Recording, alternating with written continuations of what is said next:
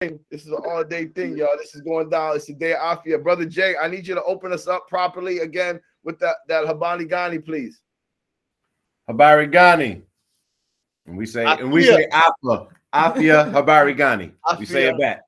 Yeah, that's right. So let's now that it warmed up, y'all ready? So he gonna put it out there. We gotta follow suit. Afya Habari Gani. Habari Gani. Go ahead. We ready now. All right, so I'm gonna kick it off with a Habari Gani. Afya Habari Gani. Yeah. That's what's the word? What's the good news? That's the good news. It's health. Good health, y'all. Good health, man. Health as well. Mind, body, and spirit. We covering everything today, man. This is massive. So on behalf of the Canadian Kwanzaa Association, this was just a bold idea that we said, listen, everybody's doing Kwanzaa and we get it, and it's important. And these 7 principles, like, how do we leverage these 7 principles? How do we leverage 7 days of focusing on building our community? And we thought the best way is to pick this day where everyone is now thinking about their, what new standards that they want to live by, what new goals that they want to reach this year. This is the perfect day for us to make health that goal. Because listen, when you're healthy and you're thinking well, you're feeling well, and you're thinking what you're going to be able to achieve great things, see clearly, and be able to navigate through the business, like, period. So that's beautiful. That's a great thought. So, well, that's the purpose. That's our nia, right? So how do we take these 7 principles and apply it to this path, right? So Afya is a path, and we apply our 7 principles to this path. And so this is what we decided to do. We spent all the Kwanzaa getting ready for this, right? While everyone was doing, what we've been doing for 50 plus years, we have been just preparing for this moment. And a platform that will be expanding in February. In February, the app is coming out, the Afya Online Institute. And it's going to be a place where, the meditations will exist, the yogas will exist, the workouts will exist, the work plans will exist, the meal plans will exist, the tea recipes will exist. Everything is going to be existing so that you can, pop it in when you get on into the gym or at your home or at the gym itself. And we just want a place that we call pandemic proof, right? We want a pandemic proof platform for our Black healthcare workers. And this is where the business has to get into online. You got to get into subscription base, right? Like OnlyFans is like a subscription model. And it's like, well, we got to use our Kumba with that. Like, okay, subscription models exist. How do we use our creativity and create a bridge for consumers to consume content from our people? And so, we're a collective group, an international group, and this is how, and we wanted this to be international. We didn't want to just continue to, be in our backyard. We wanted to expand, and so this is our project. This is our 2022 project, and I'm just very grateful the way it's turning out. So I get to turn it over to 2 international powerhouses right now. My go-to people, like, there are a few people who are my go-to people who are like, I hit up, like, when I got to take a step forward and go public. Before I go public, I hit them up. All right. So these are my 2 trusted people who I respect greatly. Their bios are, we'll be here for a day and a half, I promise you. But we'll start off with their great parents, right? They are inspirations in our community. And you know what? They love their people, right? Whether it's building Black businesses or making sure that young people have African and Afrocentric curriculum to learn from and have Afrocentric environments to grow in, right? They're here. And so representing the United States of America, the Pan-Africans, United States of America, the USA, United States of Africans. So from the USA, the United States of Africans, I introduce to you the brown bag lady herself, Shantelle Patton, who's in the Cassius green screen right now. So you yeah, we did that to avoid feedback. We've been sitting in the same room all morning. It's emotional. Y'all should have did that from the beginning. Y'all should have been in the beginning. But you know what? It added an extra towel and we looked extra thick. So I appreciate you adding that. So we looked like we was extra deep in this jank. Forward thinking. I was thinking about you. You was thinking numbers, you was thinking optics. That's why I rock with you. So big up to Logik 416 from Stolen from Africa. Yo, can we get a zoom in on the shirt though, fam? Like, oh, no doubt, man. Like, yo, some very famous people have worn this shirt. No, really, right? Indeed. Some serious people rock that brand? Tell us some of the people who rock this brand and rock what's stolen from Africa. I mean, one of my personal favorites, Method Man, you know, Wu-Tang. He's worn the shirt a couple times. Kendrick Lamar.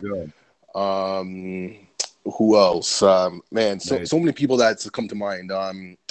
What was the name? I'm just drawing a blank, yo. Just a lot of various like bro, artists. You could have stopped at meth, bro. You could have really stopped come on. To be honest, with Method Man, I was done because I grew up as a Wu-Tang fan. You know what I mean? Like Wu-Tang's for the kids, and the way how he was excited about the brand, like he just like put on the shirt. Not only did he, because he had a concert in Toronto, not only did he wear it at the concert, but then he wore it a couple times other places and whatnot. And that's a brother that I just respect. I mean, he's been killing it, like, you know, in the film industry right now and doing big things. But he's like, he's a real G, man, like solid guy, man, like, you know, authentic, real. If you're real with him, he's real with you type of dude. You know what I mean? So, and doesn't matter if you're famous or not, man. If it's something dope, man, like he's backing it, you know. So I always like salute him, man. But yeah, most definitely, no doubt. And so you know what, we gotta pay tribute to, like, I almost maybe the author of that can anyone tell me the artist that actually introduced that Stolen from Africa line? Can anybody tell me which artist introduced Stolen from Africa to the world in music?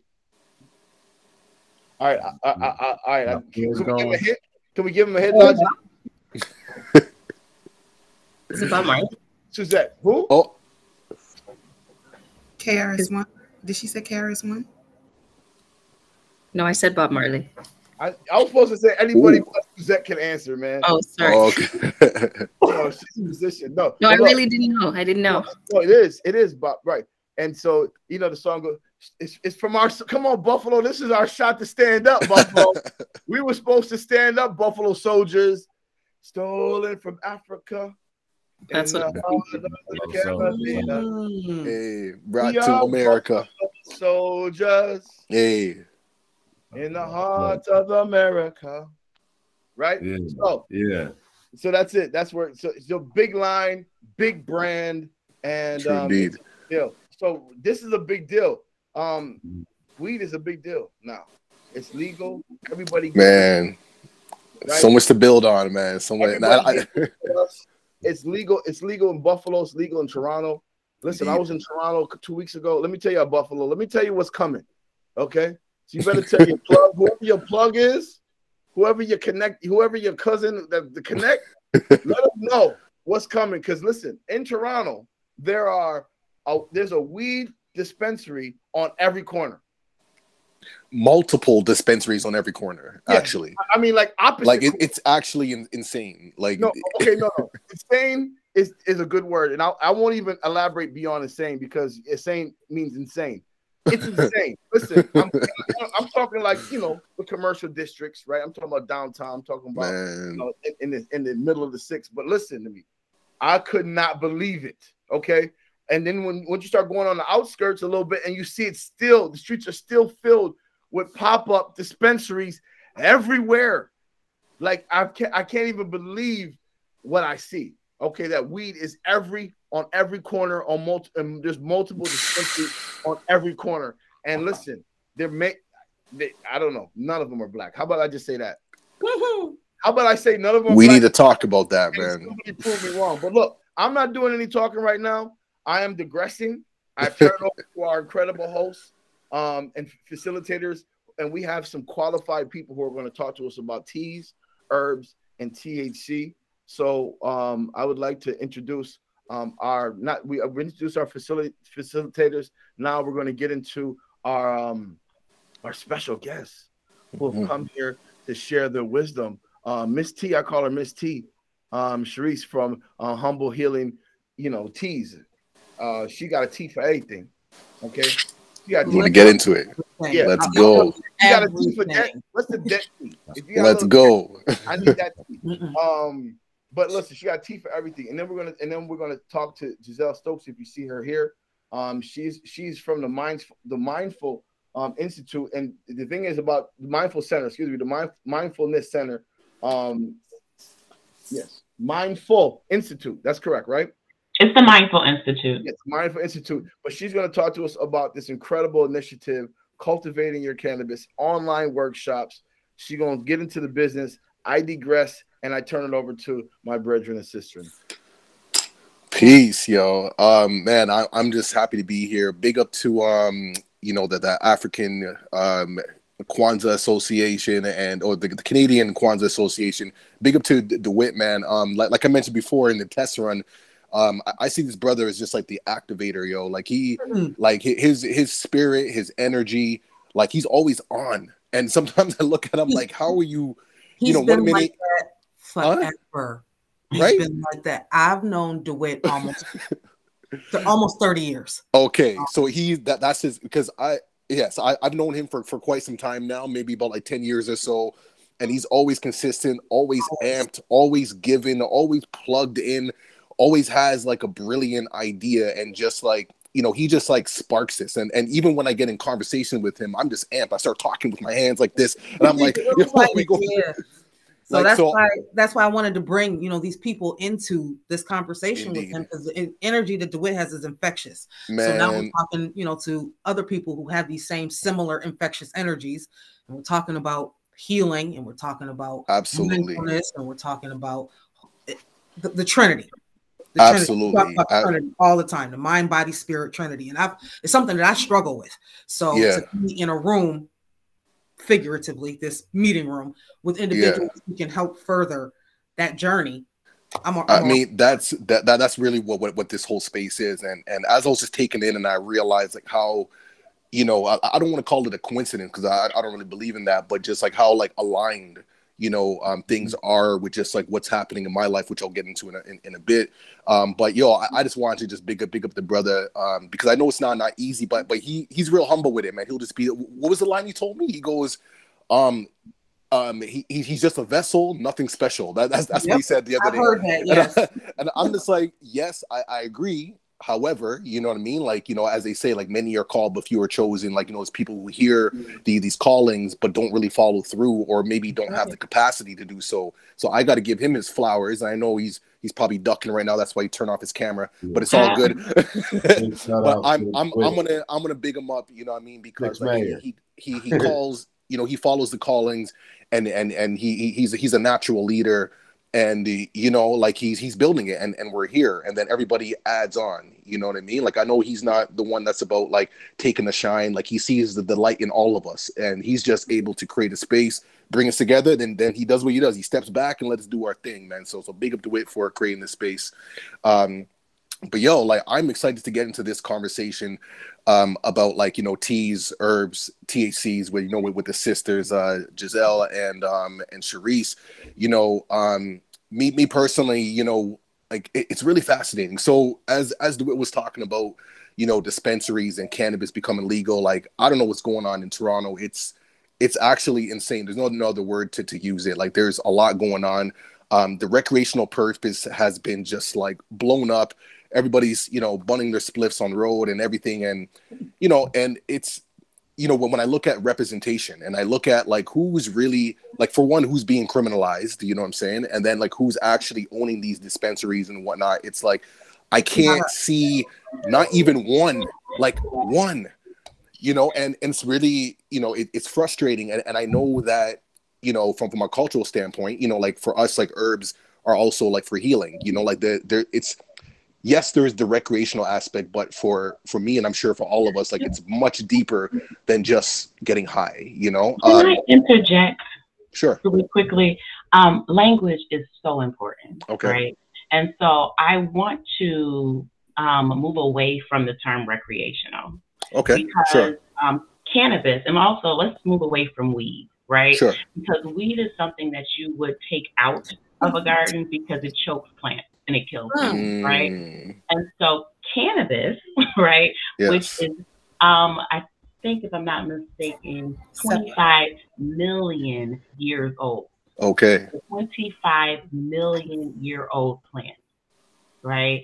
And we as human beings have what's called an endocannabinoid system. Okay, so we have respiratory systems, we have cardiovascular systems, and we have an endocannabinoid system, and it's 4 million years old, right? So we have the plant existed prior to us having this, right?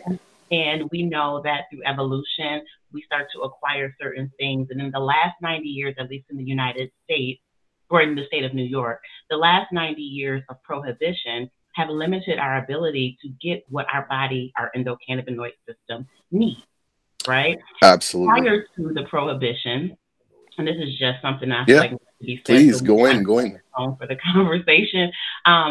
Prior to the prohibition, our animals that we ate, like the cows and the chickens and all of that, ate hemp, right? And so when the animals eat hemp and we consume the animals, we were getting what our bodies needed for that. Most people are operating with a cannabinoid deficiency.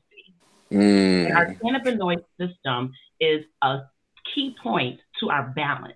Yes. Our cannabinoid system creates balance in our bodies. And so a lot of people can't sleep, right? They can't function. They have anxiety. They have stress. They are reliving and re-traumatizing themselves from things that have happened in the past because they have deficiencies in their bodies. Am I saying that everyone should smoke? No. Am I saying that everyone should consume? No. But I am saying that everything in our society prior to the prohibition included cannabis. In fact, in ancient Egypt, in Kemet, they used to use cannabis to tell time. What? So they used to use herbs, right, to tell time. They would use cannabis. They would use lavender. They would and you would know the time of day based on the aroma that you smelled. This is something that they used to put in the spiritual centers and in Kemet. They would burn cannabis and close the space. Anybody ever heard of a smoke box? They would close the space off, and the spiritual leaders would sit there for heightened elevation to open up their third eye and to have that correlation with source energy, with God's energy. Okay, so I want to be intentional in this time here that I'm in this space talking about herbs, because I definitely think that there is no such thing as recreational cannabis use, because it is for wellness. If you are stressed out and you take what's that medicine people take for anti-anxiety? It's on the news, Cialis, or all of the things that you see on the commercials. No one says that's recreational. It's not recreational to take Tylenol when you have a headache. It's not recreational to take something for nausea, right? And so it's important that we kind of destigmatize it as people of color, because we are the ones that's getting the stigma. So I just wanted to put that out there. Beautiful. Thank you for that. And I love like the history that you associate with, because you're right, the endocannabinoid system, I'm aware of that. I just got put onto that maybe about 3 months ago, but we're definitely going to build on that. When I think about like my relationship with cannabis, I quit smoking almost like a year ago, so this April come around, like I just quit smoking. I'll get into that in a bit.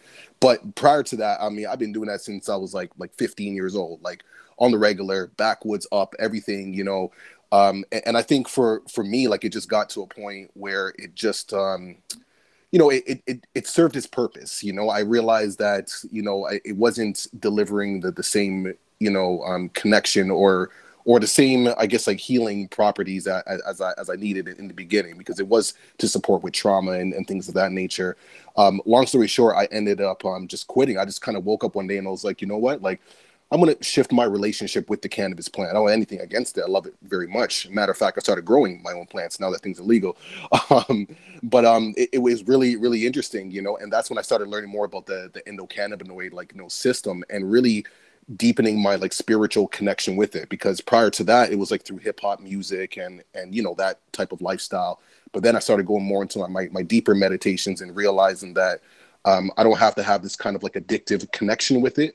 I started, turning into like, teas, and then, infusing shea butter and having the topical experience, and for me, it was just more of a healthier way of consuming. But then I started really getting into the studies, and then even growing plants, which I'm sure we'll get into about that, just like the spiritual connection of just connecting back to like the earth and seeing something grow from seed, you know, to harvest. And then the whole process, I started going down the YouTube rabbit hole and learning about all this stuff. And then that just enhanced my like spiritual like connection, you know, to growth. And then I saw how growing plants was just like a metaphor for just life in general, and how like the same rules apply. And I'm sure we can get into that, but I just wanted to say that, you know, so this whole topic, you know, DeWitt mentioned about like addiction, and then, you know, we're talking about like cannabis, and I feel that, you know, as we know, like this is something that we've been connected to for ancient times, you know. My family's Jamaican, and, you know, the Rasta culture, I've been talking about this from time. I remember of a Peter Tosh quote when he was being interviewed talking about being a bushman. And he was saying that, you know, it's not just about getting a bunch of like herbs together, you know, and then you have the medicine. He's saying that your mind has to be in it as well. So I know like brother intentions, exactly. So I know brother Kofi was talking about, you know, the power of the mind and making that focus, you know, and I see all that connected. So even when we think about prayer or when we're cooking food, when people say, hey, this food is cooked with love, there's a certain intention that goes into that, you know. So I just wanted to say that piece, but I just want to, you know, pass it over to I guess we'll start off with Gizelle, and you can, I guess, you know, break down like how you got involved in this field and some of your learning experiences. Okay. I'm actually, so hi, I'm Gizelle, founder of the Mindful Institute. My story is very crazy and convoluted. However, I will say that I started out in education, working in K through 12 systems. I was the director of student support services for a very long time in a couple of charter schools. And I was doing therapy, CBT, if you're into the mental health space. We were doing cognitive behavioral therapy. Oh, you went mute. I know, sorry. It was not effective. CBT was not effective in the schools that I was in. I had a lot of, my schools were in heavily violent. There was a lot of violence happening. I actually was in a school of 167 students. And at the start of the school, when I first got there, and 18 of the students in the building had experienced one of their parents being murdered. 18 out of 167 had a parent that was murdered. That is incredible in the trauma that the school was experiencing. And then in a lot of the communities that I was in the school, you have cousins, you have brothers and sisters. It'll be 7 kids in the same building. So that one death impacted us as a community. And so the therapeutic work that I was trained to do as an MSW, the work that I was doing with Fidelity, quite frankly, and really trying to create impact, I was getting the same students back in my office every single year. And for me, that's not working. That's the definition of insanity, right? Doing the same thing and expecting a different result. And so I went out and sought another evidence-based practice that would help actually move kids along the continuum to wellness. And that's where I found mindfulness. So I want to start there. I founded the Mindful Institute after having 3 babies in a year, and I was no longer able to work in a 40-hour-a-week type of space. My grandmother, who was 95 years old, told me, little girl, what are you doing? You can't work. And I'm thinking she being old school, like, you know, I can't work and have kids type of thing. But in truth, she was speaking to the capacity of motherhood. Like I needed to be in a different space.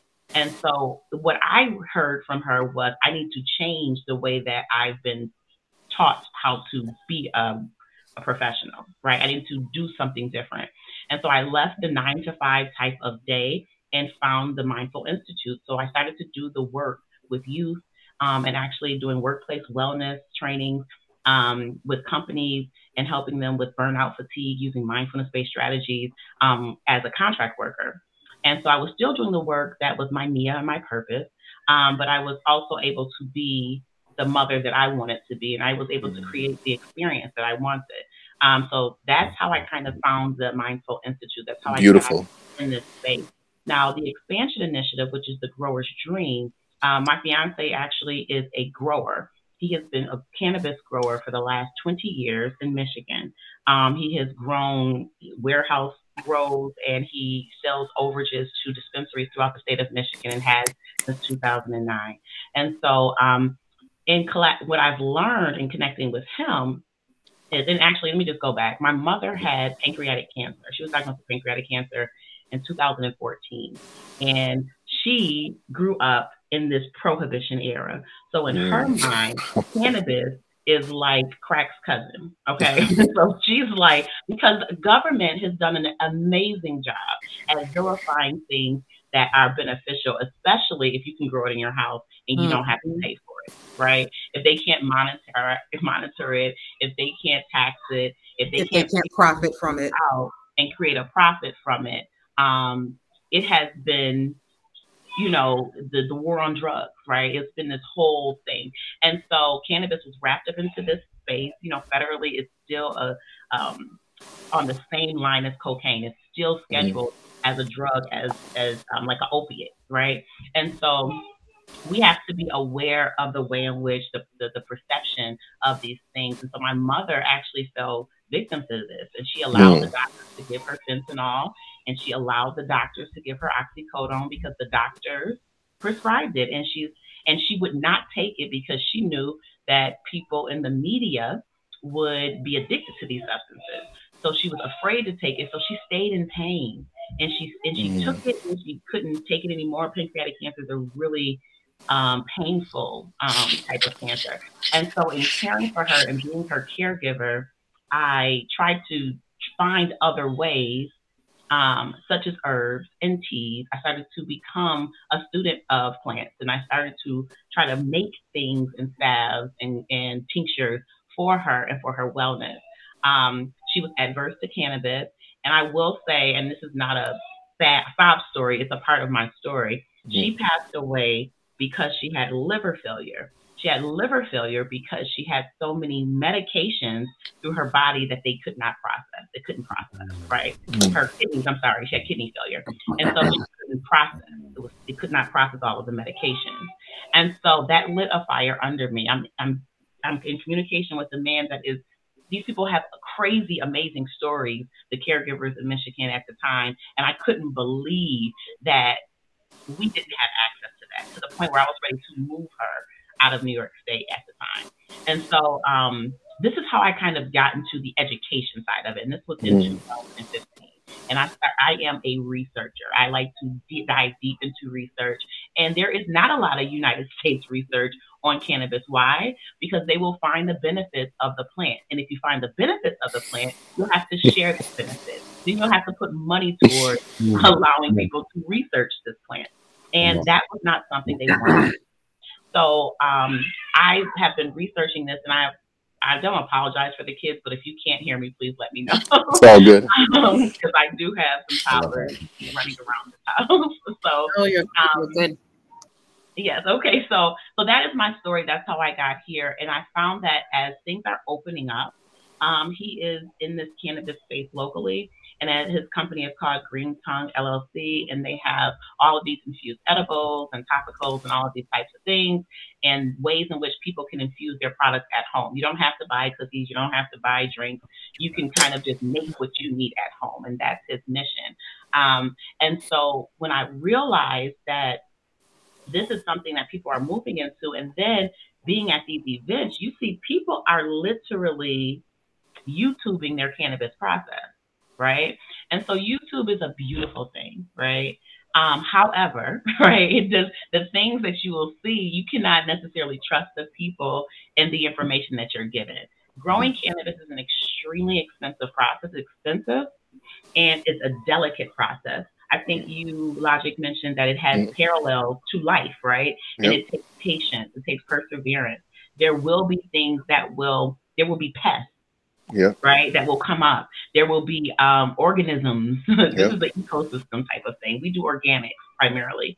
And so we have to we focus on creating an environment indoor that the plant would love outdoor, right? This is the outdoor plant. So we have to create that environment indoors. And so to buy your light, yes, you can buy a $250 light, but you can also buy a $1,700 light, and it will change the way in which your plant grows. Yes, you can go to Home Depot and get a grow bulb for $8. You can do that. Or you can get the grow bulbs that cost $300 per bulb, because those bulbs have more spectrum that the plant likes. So when you grow your plant, she has THC crystals on it big as my face. You know what I mean? Like, it looks like snow on the plant.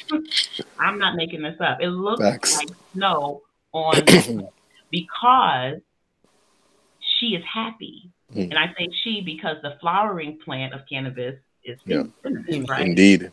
That's all things that gives the thing to life is feminine. So it has these. So she is happy, and so we created a course called Grow Your Own Medicine, and I'll put the link in the box. It's a virtual course. It's 4 weeks. It was supposed to start this Wednesday. We were pushing it back a week because we have 5 spaces left, and we really kind of want to have a full cohort. And they will work directly with Chris. He's known as the Grower's Grower. He has helped people create their grows. He has been doing this for several years. A few of the people that he's taught how to grow have dispensaries in Michigan, and they have cultivation centers. So whether they have a dispensary, and that's a whole nother thing, because we get caught up in the retail nature of the cannabis plant that we don't realize there are a lot of people of color in the grow space. You may not have your dispensary. Maybe you do sell your flowers to a dispensary that's owned by someone else. But there are a lot of people of color, indigenous people, Black people, Latino people in the grow space. In fact, they are the goats of grow, are the Latino, Black, and Native people. And so it's important to, and anyone in this space nationally in the United States, because no offense, Canada, we love you, but the United States has the best strain on. Okay.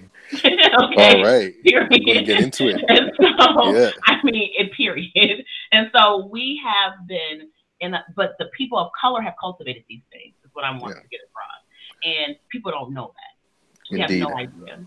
Because we don't necessarily have the best marketing. We don't necessarily have the best connections. But other companies that you see popping up, the pharmaceutical grade cannabis companies, the Medmans and all of that, know that. That's where they get their plants from. They know who the GOAT is in this space. So I wanted to be in this conversation to share, yes, about cultivation, but to really kind of change the narrative about cannabis and other herbs. Cannabis is not the only herb that we use. In fact, Grower's Dream has a cultivation course for cannabis coming up in January, but in March, we will be talking about cultivating rare house plants as well. Things like variegated monsteras, which, by the way, if you can grow a variegated monstera, it sells on Etsy for like $1,500. Talk to me. You understand? So that one, I haven't mastered it yet. Right. And so that's a little diva plant. That plant requires a lot of attention, and it's a look at me. Monsteras are usually easy. You just water them every 3 weeks. But that variegated, anytime you find something that is rare, you're going to have to baby it. Right. So that's the whole space that we're trying to show. And even doing indoor fruit and vegetable gardens is something that Grower's Dream is focused on. We want people of color to grow their own vegetables. We want people to grow their own herbs, grow your own cannabis. This is all medicinal, right? Yes. And so we want to show you how to do that. And that's our mission. Okay, no. Put the course link in the chat box. Yeah, no. Shareese. That's right, man. No, we appreciate you. Thank you for all of that information. And I'm gonna circle back to the endocannabinoid system. But yes, Shareese, please let us know a bit about yourself, man. The teas and herbs, and you got a tea for everything. Okay. I don't. The Most High has a tea. There we go. Give thanks and praise. This is my first time taking notes. I actually have a show, and I just freelance everything. So please forgive me. Some of you jumping all over the place. It's okay. There's different things. I wanted to include mental health. I'm what you call the grief guru. So I want to include mental health with the herbs. There's I have a seasonal depression blend, and there's certain herbs that you can use to help alter your mood. No, this is not something that's going to happen overnight. So stop asking me that and don't ask me again. Okay, this is herbs we talking about, not Lortab. But there's, I have a blend for mild depression with St. John's wort. That's literally herb commonly used for depression, literally. It's lemon balm, soothes stress. Skull cap calms nerves. Also, if you're ever just feel like, even if you just go to the store and you just pick up a tea, look at it, pay attention to the medications that you take, that your doctor has prescribed, they can interact and cause something. So can strong herbal blend. So know what herbs you're blending in. If someone tell you they're a certified herbalist, that's fine, because I got mine online, but what I couldn't do was get my license online. I had to show ID and be in person. Right. So ask them to show their license, because everybody needs to be held accountable, even though this business is becoming big and we may be one of the first to make this legendary. There's loopholes that people can say they're certified and be passed over, and they're not held accountable because they're not licensed. I have a morning meditation tea that people love. It helps get you going. There are certain herbs that you can use if you just want to try things on your own. Gunpowder green tea is really good. It energizes not only the mind, but the body. And it introduces a state of calmness as well. Tulsi is high in nutrients. It boosts immunity, not just contrast cryptis, sea moss, right? That's what y'all talking about? Yeah. Right. Contrast, thank you. High in nutrients, boosts immune system, and it helps contrast the effects of stress in the body. So that's Tulsi. There's I, for one, am a person that's allergic to different strands. I do smoke, so I do herbal blends that you can smoke for people that are trying to stop smoking. There's a bunch of them, and I roll them in rose petals because I don't want you to get the nicotine from the tobacco, from the blunt, or anything else that you would use. So there's a lot of different ways that you can cut out. If you haven't cut out caffeine, dandelion root is amazing. It is amazing to help you switch from coffee to tea. Both gonna ruin your teeth, but coffee will ruin your life. So I would there's also, what else do I have? There are 5 herbs that I feel you should nourish your body before, after COVID, during, just on a regular basis. Nettle is packed with calcium, iron, and magnesium to defend your body against radical damage. However, I am severely anemic, so that is one that I am very serious with. I also make an oil for my hair and for my body because I need that iron always, and I'm not taking the red, green, or black pill. I don't know what it does. Raspberry leaf is rich in vitamin A, C, E, and B. It helps to balance your hormones and stabilize mood. I also use that in my fertility tea. I use that in for women on their cycle and for anyone that is going through menopause. Peppermint is high in key nutrients to calm, and it supports your digestive system. So if you are working on chakra balancing, this is for your roots or your solar plexus, things like that. There are also herbs for every chakra. Yes. Let me just stop you really quickly, because I want to interject something here. We talk about all of these herbs and how they affect our mood. And I think we want to run back to one of the key components of happiness is serotonin. And what we're talking about is ingestion. 90% of the body's serotonin is created in your digestive tract. Yes. When they talk about eat to live, when they talk about making yourself happy through your gut, they're talking about what you put in your body. So all these things that you and Gizelle have spoken about are ingesting into our body. Your diet consists of multiple things: what you watch, who you're around, and what you take in. And the universe provides for every single thing that we need. All of these things are found naturally occurring because Mother Earth gave them to us. Yes. When you say, I'm not taking that red pill, I'm not taking that black pill because I don't know what's in it, because she didn't give it to us. He made it. Yes. But I don't know who he is. So when you talk about these things, and I hate it, I needed to get that one out of my gut. Please. That's where it comes from. That's beautiful. That is. Yes. And speaking of that, lemon balls have serotonin in it. It's high in flavonoids. You was right on time, sis. I'm telling you. Which have, in addition, excuse me, ma'am? Could we just a little bit, bring it down a little bit? I love it. Antioxidants affect and help the body ward off toxins. And rose is one of my favorite. Because not only do I encourage people to smoke out of rose petals, whatever it is that you're smoking organically, it's also an effective anti-inflammatory, reducing pain and swelling. My mother also passed away from kidney failure or organ failure, obviously. So things with her kidneys was running kind of crazy, and I'm too natural for a lot of people. They be like, that Erykah Badu, Jill Scott, I can't get with it. You know, mother moon, father son, father moon, mother son. I don't know, you know. So my mother was very much so. Shareese is a hippie, but I don't know what this medicine do. So she was like your mother. She was in a balance. With her being in a balance and being uneducated, because that's what they were, you know, by being, you know, they didn't have time. So while we do have this time, we need to educate ourselves and figure out what it is that we need for our body. Because you can't live in a balance of both. I could not take my mental health meds and my herbs.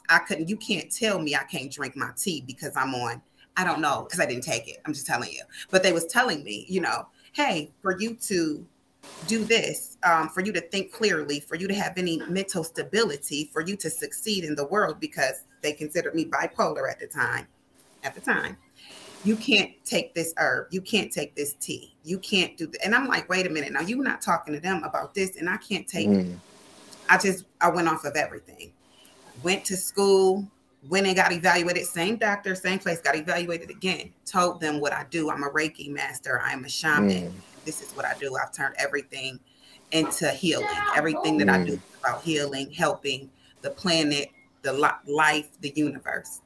There's no way that somebody bipolar can come back with a degree. True indeed. A degree who already diagnosed me. Now I'm like, I can't trust you. I can't trust anything from you. Let me get back into my herbs. If anything that I can trust the Most High. I can trust things that was here before I even existed. There was never no test done. There was never nothing but education done. It was already I don't know who did it. You want to know why? Because it was already said. You see what I'm saying? The healers already passed it on to the other. I don't know who was the trial and error. You want to know why? Because it was here before us. I don't want a doctor telling me that 100 people was tested. How do you know those 100 people are still alive? Then their body is still of new. I need people with the old bodies, with all these chemicals in them. Then I need people with the chemicals in them. The only thing that's the same is the herbs, the medicine. It's the practice of medicine. The natural medicine. What these physicians are doing, they're practicing on our bodies. Yes, the natural medicine is the only thing that stayed the same in medicinal history.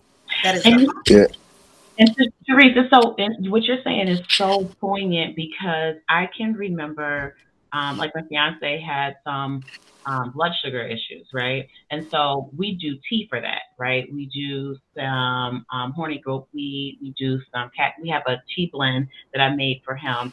And go ahead, say the catnip, girl. I know. Go ahead. Yeah, well, you know, catnip, and we have it together. And so what's interesting is in the nettle, and his A1C came down, his glucose, you know, all of these things were coming down.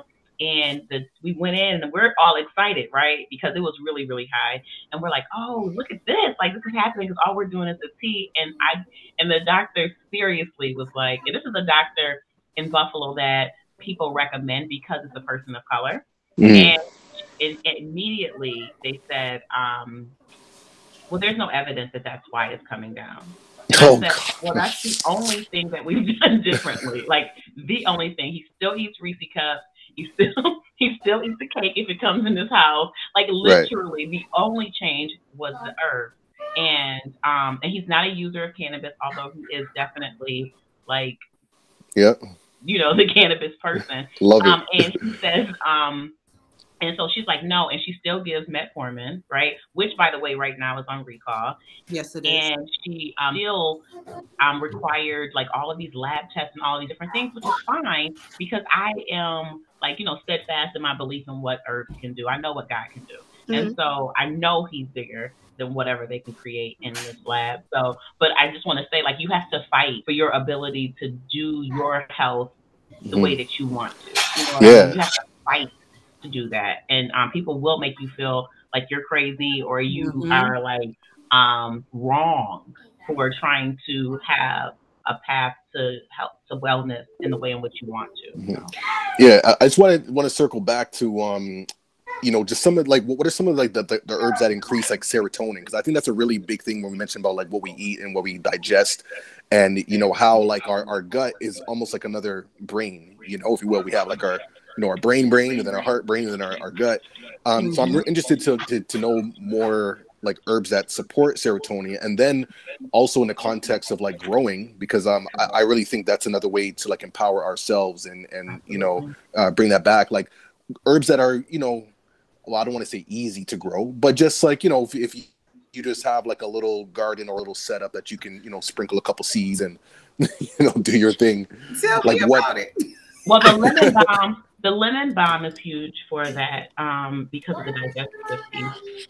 Every herb actually that Shareese just mentioned are quite essential, especially the last 5. I think raspberry leaf, I think, is a part of my regular practice. Like, I need to have that in this house or I feel a little uncomfortable. So, like, you know, so certain things are, so lemon balm, to answer your question, is great for increasing serotonin. And I think someone had their hand raised.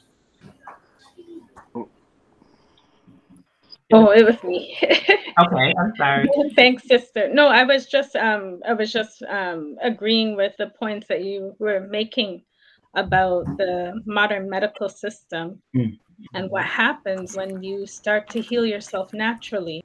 I was actually trying to post the response in the chat there, but I was going to say anytime. And especially for our community, and we have to learn, we have to educate each other on this. And so that's why I'm so happy about this forum, and I'm so happy about what's already in place. Like I mentioned before, the resources we already have. Anytime one of us stops feeding the system, even if it's in one small way, you have to expect a pushback, because you are starting, you know, when you're feeding the beast is one thing, but when you start starving that beast, so, I mean, it becomes agitated. Yes. Yeah. Everything goes how right you know you're on the right path. So we got to get the mental right. We got to get we got to get suited up, armored up, because that's the battle that we're going to face. But we know in the end, we're going to be stronger and we're going to have that autonomous type of life that we can have, so we can have our community again. Right. So, yeah. I just wanted to thank you all for that. No, I appreciate that. Yeah. Now, Gizelle, I wanted to circle back to like the endocannabinoid system. You know, this is something that has been coming up quite a bit. You know, now with cannabis becoming a hot topic, you know, now people are learning more about the endocannabinoid system, and you kind of briefly mentioned about how it, I guess, like brings harmony for like all of our other systems, like our digestive system, nervous system, muscular system, and so on and so forth. Could you speak more to that for those who are not so in tune, but should be in tune? Right, well, like lighten the wick on your Kundalini, like. Okay. You always gotta like that. So here's the reality of so our body has a requirement, right? So we need to be able to ingest a certain amount of hemp, and it doesn't have to be hemp with THC, right? All cannabis does not have THC, as we know. There are, well, I'm sorry, let me take that back. All cannabis does have THC. The amount of THC in the plant varies based on the composition of the plant, right? And every strain, as I mentioned before, I was saying the United States have the best strains in the world because we do, but they have a lot of variation there, right? So the variation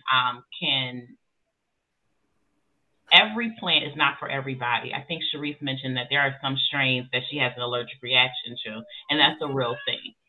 The genetics, and this is something that Chris will talk a lot about in the course as you go through the course, but genetics of cannabis is just like a mother and a father, right? So you have a mother and a father, and you breed the plants, right? But the DNA of the father will carry through to the plant. So if you have, so depending on the composition, and I'm not just talking about sativa and indica, because I hear that all the time. People are like, oh, I want a sativa. I want indica. And people have zero idea what they're talking about, like zero idea what they're talking about. Because 2 months ago, you were driving down the street and somebody was throwing cannabis out the window and you were taking whatever that came from, wherever it came from. You didn't even know where it came from. They pulled it out of whatever orifice they have and you took it and smoked it. You had no idea what it was. And so let's be clear about the ignorance in this space. And I do have and so I'm going to get to endocannabinoid, but so we had so much to talk about as it relates to this plant. It could be its own forum, but I want to say that there is different composites of the plant. And so you have to find what works for your body. Some people have a respiratory system and they have asthma. Some people have a cardiovascular system and they have heart palpitations, right? So if I have an endocannabinoid system, it does not mean that I'm able to smoke every day. It does not mean that I'm able to consume cannabis tea. It does not mean that I'm able to use the cannabis topically, right?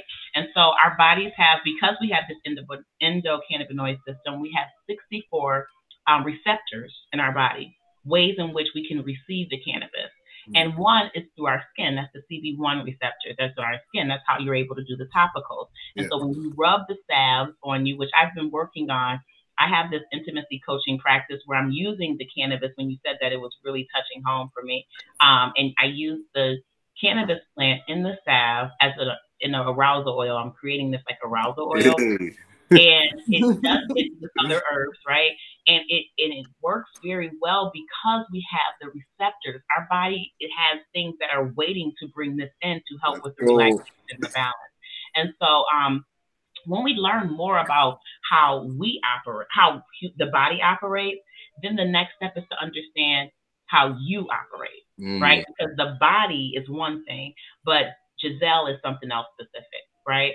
And so we have to know that. And that's my passion, really, is to really kind of learn. I'm a student of all of this, of plants, as I say, and to learn enough to be able to help people, specifically women, because women rely on their cannabis from men in a lot of capacities, right? A lot of women do not know how to access cannabis or how to roll cannabis or how to 40 different ways to consume cannabis.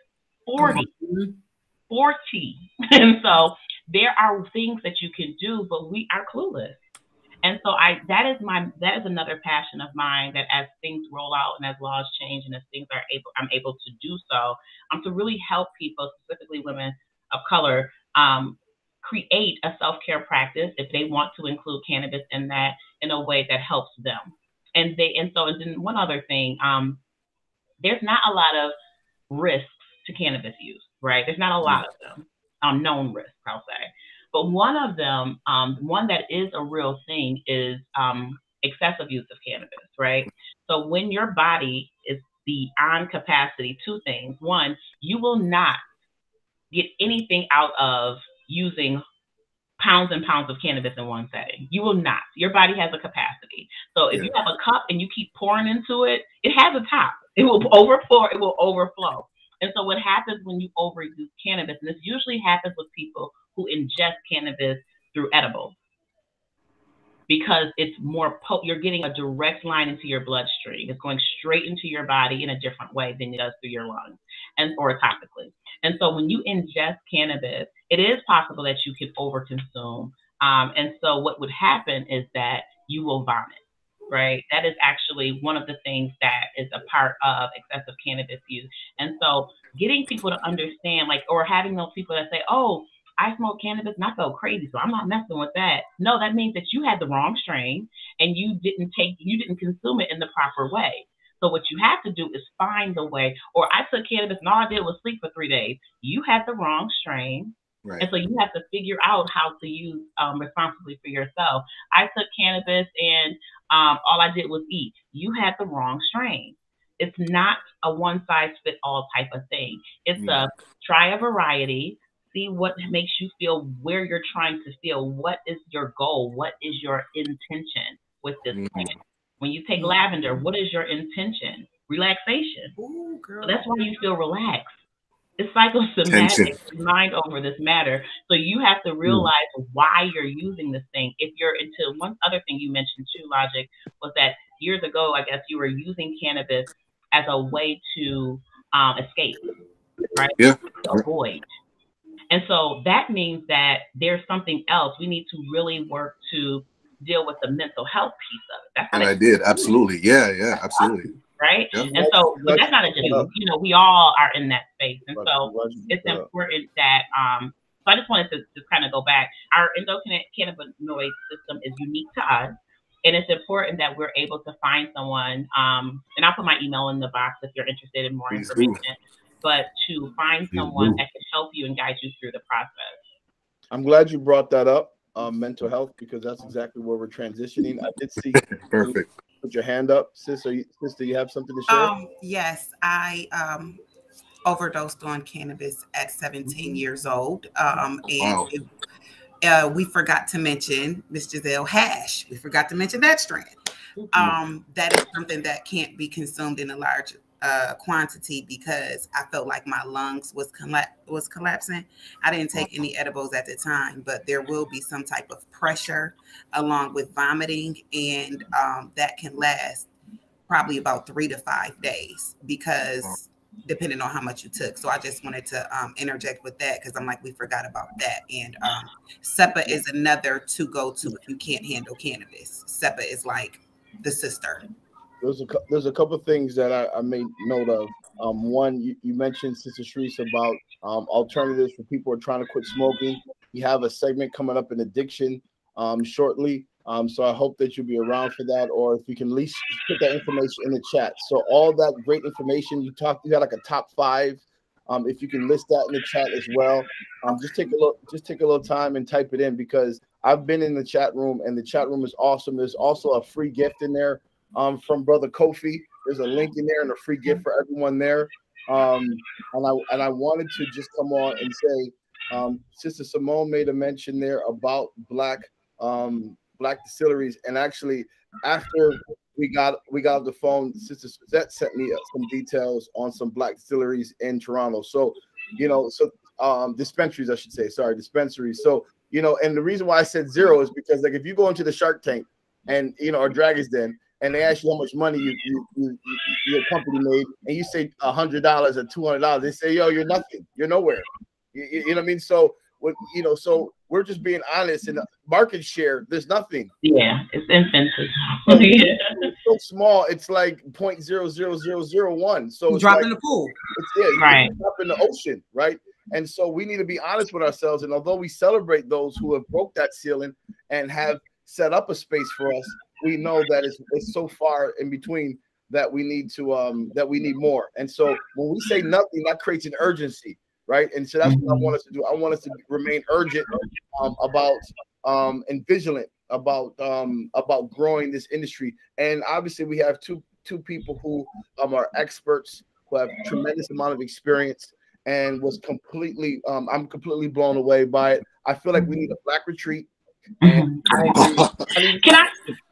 we need a retreat, and I need to try all 40 ways. I want all I want all 40 ways. I want to try all 40 ways. I want to drink all 40 ways. It's gonna cost you like $800 to come, and you're gonna be super lit, and you're gonna leave knowing what your you go home with your very own plant. African name, African symbol, and you're gonna learn what strain you gotta go. But listen, we gotta shift gears. So I just want to. Can I just make a point, because I know you're recording this, and I think it was I may have misspoke. If I said that hash was a strain, I want to pull that back. Hash is not a strain. Hash is a way to consume. So it's like where they stomp out the trichomes of the cannabis plant. So it's any strain can become hash. So I don't know if I said that or something. I just wanted to. That's good clarity. So make sure you bring the hash to the retreat. We're gonna try but no, listen, no, real talk. I want to stay here because obviously, and I think, listen, I think we all know how important it is for us to have these conversations, how electric it is, how inspiring it is, and the fact that it's nothing but our sisters and our brothers here with that expertise, with that knowledge. We need to find a way to put this and package this and curriculaze this. Right? so that, you know, so that the young people, because these are jobs now. We're billions of dollars in right now, and we're billions of dollars behind. So what's very important for us is that we find a way to manage it, monetize it, and monitor it. And those are the three things that I got. Sister Gizelle was talking about how, you know, the industry is you know, they're fearful of something that they can't do those three things. So I put those 3 M's in there: monetize, manage, and monitor. And so this is the industry that we have to learn to manage and monitor. And we need tea shops in our hood, right? Like, think about it. You can walk into the hood and be able to get yourself one of, you know, some catnip tea or whatever kind of tea that she can make. We need that. You know, we need that, because right now in our corner stores is nothing but Fagos and Canadian Dry. Bagels and 40s. And bagels and 40s, right? Like, that's the only thing that's out there that's accessible. And we got, because this has such healing properties, we got to make sure that this is accessible to our community. And can I ask a question to that point? I am looking for a space in Buffalo, as we have a lot of people on this call, for that very thing. I've had conversations about an herbal shop as a part of Grower's Dream. We're looking to create a space. And so if there's people here or that will watch this that are looking to collaborate in an herbal space downtown Buffalo, that where I'm able to give the classes to help teach people how to grow their herbs, we can provide herbs, we can provide teas. I am here for all of that. So I want to put that out there as well. No doubt. Thank you for putting that. And the 3 M's again for On the Move was monetize, manage, and monitor. So what we're going to do is I want to just thank our moderators and our facilitators. Please give it up for that brown bag, Sister Shantelle and Brother Logik from Stolen from Africa. And then now a big round for our experts, man. I mean, Queens of our community, man. Please give it up for Humble Highness, Healing and Tea, and Sister Gizelle Stokes. Now, make sure you put the links in the chat so that people can actually follow up, because this thing starts in March. The virtual cannabis cultivation starts in March, and you don't want to miss up on that. It starts next week. Next week, Wednesday. In March, we have a different course, but next week, Wednesday, is the cannabis cultivation course. And thank you for having me. And this month is National Tea Month. National Tea Month. They have months for everything, and this is National Tea Month. So hit up Shareese for your teas. Growers Dream 716 will be doing live discussing the uses of herbal teas and such. And maybe I'll bring Shareese on. We can do a live. No doubt. Well, we want to create a platform. So like this Afya Online Institute is we want that to be the CNN for this, right? Like we want this to be that space where it's like, yo, pull up. Every day should be a day of health. Like, there shouldn't be one day out of the year where it's a day of health, you know. So we just want to build that space. So and like I said, we could spend all day talking about this, but you know, we have to shift gears. It's a very important gear we're shifting to, is mental health. And you talked about mental health, both of you, in these different you know, products to service ourselves and heal ourselves. And I'm just so grateful to shift gears to our expert, who is going to be able to talk to us on mental health. And I'm just going to just stop recording on this session and start a new one. So just bear with me for one moment, please. Stop recording. Stop recording. Stop.